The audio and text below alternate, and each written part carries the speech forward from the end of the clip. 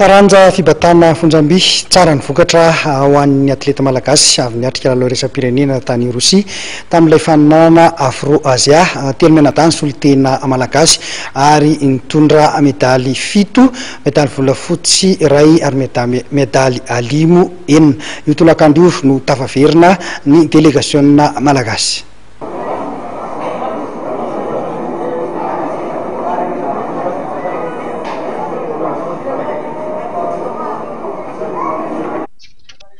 Tsara ny vokatra azon'ny atleta malagasy izay niatrika ny Afro-Azia eo amin'ny fivatana Fonjamby izay nitanterahana tany Rosia ny 17 ka hatramin'ny 12 ny volana Novambra lasa teo.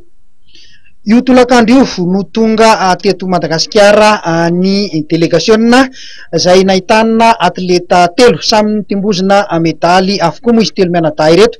Ho an'ny tojo ary teo amin'ny latsaky ny 12 kilao dia natazo medaly volafotsy iray. Elisa Vania vavitokana tamin'ity faninana ity latsaky ny 13 kilao dia nahazo medaly 5 telo ary Erika teo amin'ny latsaky ny 15 kilao kosa dia nahazo medaly 5 telo ihany koa. Samy naneo ny afaliny ary ny atleta Tetsy Ivato. Nafinaritra dia izany hoe efa voavy ihany ny avolenta ihany ny compétition tany teny efa avolenta satria any Azia tena ahitana ny olona matanjaka ny firenena matanjaka indrindra amin'ny haltérophilie dia somary mafimafy ny ady fa nanao izay ho afaka dia mba nitondra vokatra daholo moa izany nody médaille d'argent ray sy médaille de bronze enina no nentinay, telo avy telo médaille de bronze telo ho an'ny Andrea Zitoine Eric Herman, médaille de bronze telo ho an'ny Ravololonena Elisa Vania ary médaille d'argent ray ho anna Andrea Zitoine Tozinirina Alain.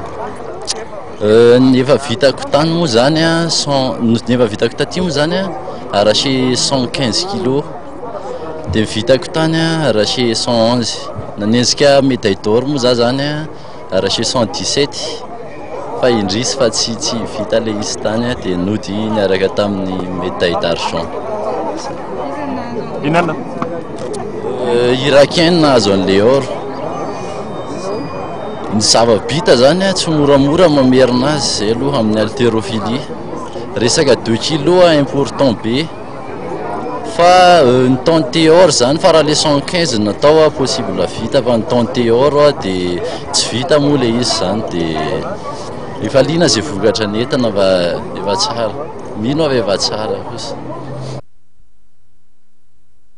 Araka ny nambaran'ireo tompon'andraikitra ara-teknika dia ny tsy fahampiana ny faninanana resa-pirenena no hita ho lesika ho an'ny malagasy fa raha ny fahaiza-manao eo amin'ity taranja fibatana Fonjamby ity dia manana ny ho aviny i Madagasikara.